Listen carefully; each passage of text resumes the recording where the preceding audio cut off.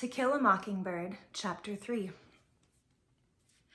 Catching Walter Cunningham in the schoolyard gave me some pleasure, but when I was rubbing his nose in the dirt, Jem came by and told me to stop. "You're bigger'n he is," he said. "He's as old as you, nearly," I said. "He made me start off on the wrong foot." "Let him go, Scout." "Why?" "He didn't have any lunch," I said, and explained my involvement in Walter's dietary affairs. Walter had picked himself up and was standing quietly listening to Jem and me. His fists were half cocked as if expecting an onslaught from both of us. I stomped at him to chase him away, but Jem put out his hand and stopped me. He examined Walter with an air of speculation. "Your daddy Mr. Walter Cunningham from Old Sarum?" he asked, and Walter nodded. Walter looked as if he'd been raised on fish food. His eyes, as blue as Dill Harris's, were red-rimmed and watery. There was no color in his face except at the tip of his nose, which was moistly pink. He fingered the straps of his overalls, nervously picking at the metal hooks. Jem suddenly grinned at him. "Come on home to dinner with us, Walter," he said. "We'd be glad to have you." Walter's face brightened, then darkened. Jem said, "Our daddy's a friend of your daddy's. Scout here, she's crazy. She won't fight you anymore." "I wouldn't be too certain of that," I said. Jem's free dispensation of my pledge irked me, but precious noontime minutes were ticking away. "Yeah, Walter, I won't jump on you again. Don't you like butter beans? Our cow's a real good cook." Walter stood where he was, biting his lip. Jem and I gave up, and we were nearly to the Radley place when Walter called, "Hey, I'm coming." When Walter caught up with us, Jem made pleasant conversation with him. "Hank lives there," he said cordially, pointing to the Radley house. "Ever hear about him, Walter?" "Reckon I have," said Walter. "Almost died first year I come to school and ate them pecans. Folks say he poisoned 'em and put 'em over on the school side of the fence." Jem seemed to have little fear of Boo Radley now that Walter and I walked beside him. Indeed, Jem grew boastful. "I went all the way up to the house once," he said to Walter. "Anybody who went up to the house once oughta not still run every time he passes it," I said to the clouds above. "And who's running, Miss Priss? You are when ain't no anybody with you." By the time we reached our front steps, Walter had forgotten he was a Cunningham. Jem ran to the kitchen and asked Calpurnia to set an extra plate. We had company. Atticus greeted Walter and began a discussion about crops neither Jem nor I could follow. "Reason I can't pass the first grade, Mr. Finch, is I've had to stay out every spring and help Papa with the chopping, but there's another one at the house now that's field size." "Did you pay a bushel of potatoes for him?" I asked, but Atticus shook his head at me. While Walter piled food on his plate, he and Atticus talked together like two men, to the wonderment of Jem and me. Atticus was expounding upon farm problems when Walter interrupted to ask if there was any molasses in the house. Atticus summoned Calpurnia, who returned bearing the syrup pitcher. Walter poured syrup on his vegetables and meat with a generous hand. He would probably have poured it into his milk glass had I not asked what the Sam Hill he was doing. The silver saucer clattered when he replaced the pitcher, and he quickly put his hands in his lap. Then he ducked his head. Atticus shook his head at me again. "But he's gone and drowned his dinner in syrup," I protested. "He's poured it all over." It was then that Calpurnia requested my presence in the kitchen. She was furious, and when she was furious, Calpurnia's grammar became erratic. When in tranquility, her grammar was as good as anybody's in Maycomb. Atticus said Calpurnia had more education than most colored folks. When she squinted down at me, the tiny lines around her eyes deepened. "There's some folks who don't eat like us," she whispered fiercely, "but you ain't called on to contradict him at the table when they don't. That boy's your company, and if he wants to eat up the tablecloth, you let him, you hear?" "He ain't company, Cal. He's just a Cunningham." "Hush your mouth. Don't matter who they are. Anybody sets foot in this house is your company, and don't you let me catch you remarking on their ways like you was so high and mighty. Your folks might be better than the Cunninghams, but it don't count for nothing the way you're disgracing them. If you can't act fit to eat at the table, you can just sit here and eat in the kitchen." Calpurnia sent me through the swinging door to the dining room with a stinging smack. I retrieved my plate and finished dinner in the kitchen, thankful, though, that I was spared the humiliation of facing them again. I told Calpurnia to just wait. I'd fix her. One of these days when she wasn't looking, I'd go off and drown myself in Barker's eddy, and then she'd be sorry. Besides, I added, she'd already gotten me in trouble once today. She taught me to write, and it was all her fault. "Hush, you fussin'," she said. Jem and Walter returned to the school ahead of me. Staying behind to advise Atticus of Calpurnia's iniquities was worth a solitary sprint past the Radley place. She likes Jem better than she likes me anyway, I concluded, and suggested that Atticus lose no time in packing her off. Have you ever considered that Jem doesn't worry her half as much? Atticus's voice was flinty. I've no intention of getting rid of her now or ever. We couldn't operate a single day without Cal. Have you ever thought of that? You think about how much Cal does for you, and you mind her, you hear? I returned to school and hated Calpurnia steadily until a sudden shriek shattered my resentments. I looked up to see Miss Caroline standing in the middle of the room, sheer horror flooding her face. Apparently, she had revived enough to persevere in her profession. It's alive! She screamed. The male population of the class rushed as one to her assistance. Lord, I thought, she's scared of a mouse. Little Chuck Little, whose patience with all living things was phenomenal, said, Which way did he go, Miss Caroline? Tell us where he went, quick! DC! He turned to a boy behind him. DC, shut the door and we'll catch him. Quick, ma'am, where'd he go? Miss Caroline pointed a shaking finger not at the floor nor at a desk, but to a hulking individual unknown to me. Little Chuck's face contracted and he said gently, You mean him, ma'am? Yes'm, he's alive. Did he scare you in some way? Miss Caroline said desperately, I was just walking by when it crawled out of his hair, just crawled out of his hair. Little Chuck grinned broadly. There ain't no need to fear a cootie, ma'am. Ain't you ever seen one? Now don't you be afraid. You just go back to your desk and teach us some more. Little Chuck Little was another member of the population who didn't know where his next meal was coming from, but he was a born gentleman. He put his hand under her elbow and led Miss Caroline to the front of the room. Now don't you fret, ma'am, he said. There ain't no need to fear a cootie. I'll just fetch you some cool water. The cootie's host showed not the faintest interest in the furor he had wrought. He searched the scalp above his forehead, located his guest, and pinched it between his thumb and forefinger. Miss Caroline watched the process in horrid fascination.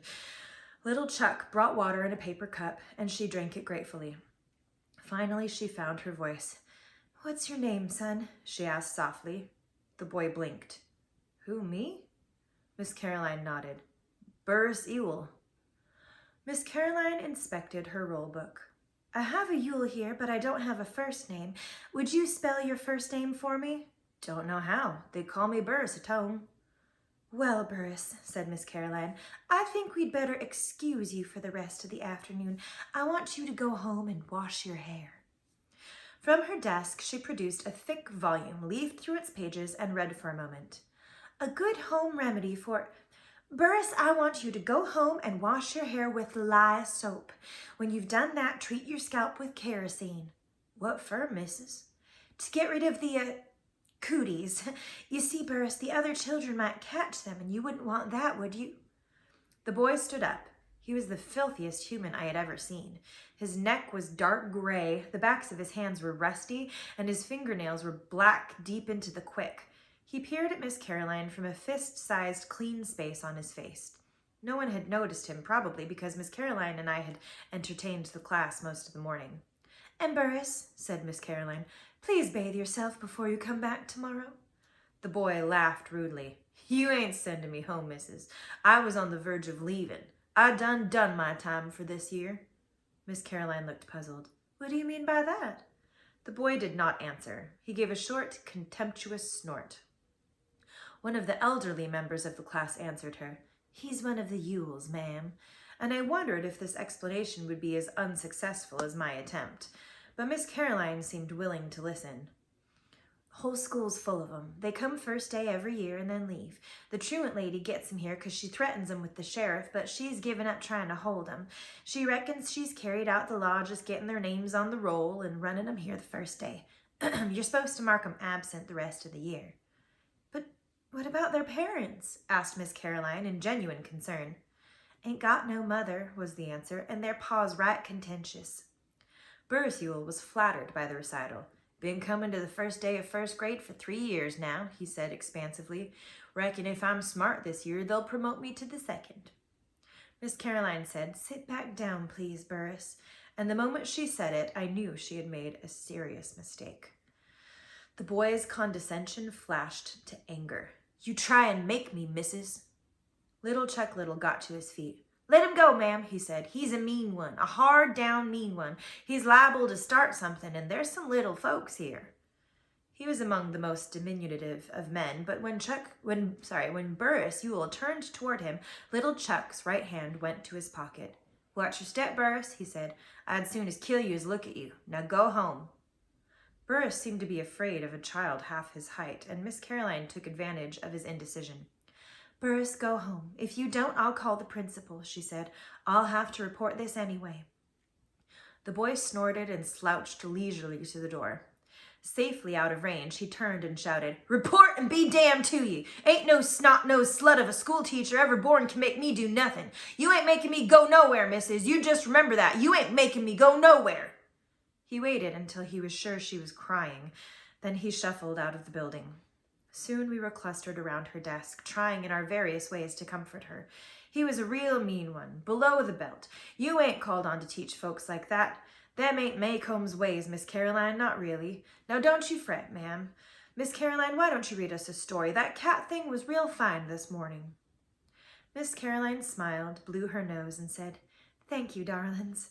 Dispersed us, opened a book, and mystified the first grade with a long narrative about a toad frog that lived in a hall.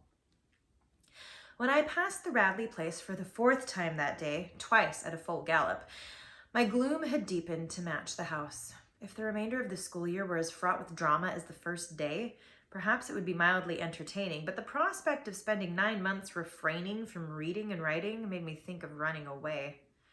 By late afternoon, most of my traveling plans were complete. When Jem and I raced each other up the sidewalk to meet Atticus coming home from work, I didn't give him much of a race.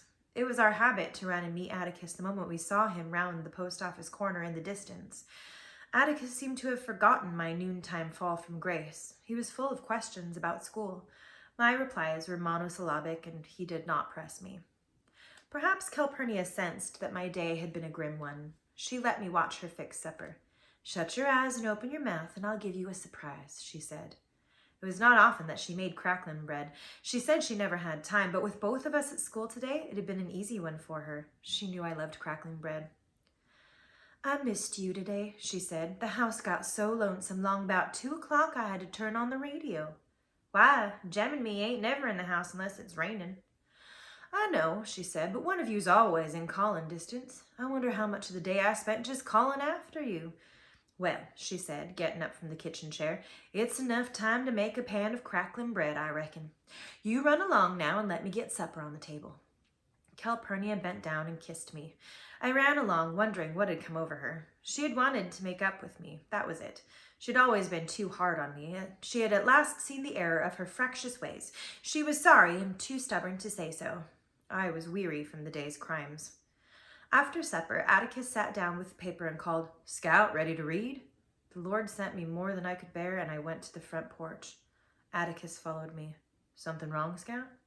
I told Atticus I didn't feel very well and didn't think I'd go to school anymore if it was all right with him.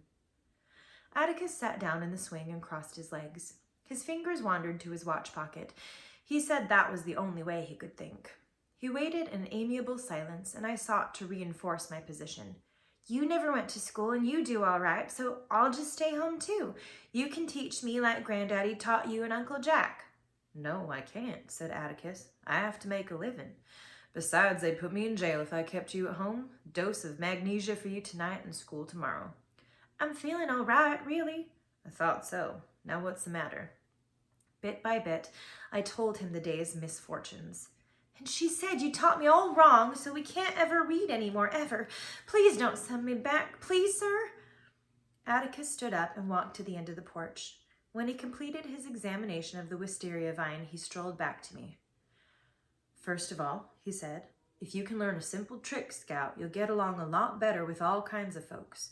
You never really understand a person until you consider things from his point of view. Sir? Until you climb into his skin and walk around in it. Atticus said I had learned many things today, and Miss Caroline had learned several things herself. She had learned not to hand something to a Cunningham for one thing, but if Walter and I had put ourselves in his shoes, we'd have seen it was an honest mistake on her part. We could not expect her to learn all of Maycomb's ways in one day, and we could not hold her responsible when she knew no better. I'll be dogged, I said. I didn't know no better than not to read to her, and she held me responsible. Listen, Atticus, I don't have to go to school. I was bursting with a sudden thought. Burris Yule, remember? He just goes to school the first day. The truant lady reckons she's carried out the law when she gets his name on the roll. You can't do that, Scout, Atticus said. Sometimes it's better to bend the law a little in special cases. In your case, the law remains rigid, so to school you must go. I don't see why I have to when he doesn't. Then listen. Atticus said the Yules had been the disgrace of Maycomb for 3 generations. None of them had done an honest day's work in his recollection. He said that some Christmas, when he was getting rid of the tree, he would take me with him and show me where and how they lived. They were people, but they lived like animals. They can go to school any time they want to when they show the faintest symptom of wanting an education, said Atticus. There are ways of keeping them in school by force, but it's silly to force people like Yules into a new environment. If I didn't go to school tomorrow, you'd force me to. Let us leave it at this, said Atticus dryly. You, Miss Scoutfinch, are the common folk. You must obey the law. He said that the Yules were members of an exclusive society made up of Yules. In certain circumstances, the common folk judiciously allowed them certain privileges by the simple method of becoming blind to some of the Yules' activities. They didn't have to go to school, for one thing. Another thing, Mr. Bob Yule, Burris's father, was permitted to hunt and trap out of season. Atticus, that's bad, I said. In Maycomb County, hunting out of season was a misdemeanor at law, a capital felony in the eyes of the populace. It's against the law, all right, said my father, and it's certainly bad, but when a man spends his relief checks on green whiskey, his children have a way of crying from hunger pains. I don't know of any landowner around here who begrudges those children any game their father can hit. Mr. Yule shouldn't do that. Of course he shouldn't, but he'll never change his ways. Are you going to take out your disapproval on his children? No, sir, I murmured, and made a final stand. But if I keep on going to school, we can't ever read anymore. That's really bothering you, isn't it? Yes, sir. When Atticus looked down at me, I saw the expression on his face that always made me expect something. Do you know what a compromise is? He asked. Bending the law? No. An agreement reached by mutual concessions. It works this way, he said. If you'll concede the necessity of going to school, we'll go on reading every night just as we always have. Is it a bargain? Yes, sir. We'll consider it sealed without the usual formality, Atticus said when he saw me preparing to spit. As I opened the front door, Atticus said, By the way, Scout, you better not say anything at school about our agreement. Why not?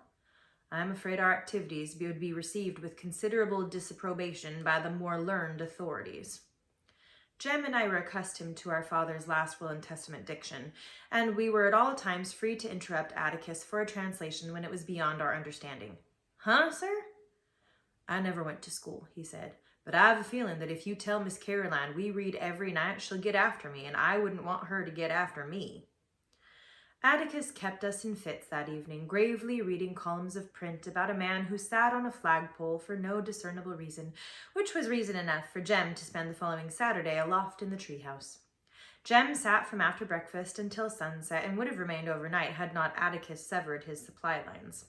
I had spent most of the day climbing up and down, running errands for him, providing him with literature, nourishment, and water, and was carrying him blankets for the night when Atticus said if I paid no attention to him, Jem would come down. Atticus was right.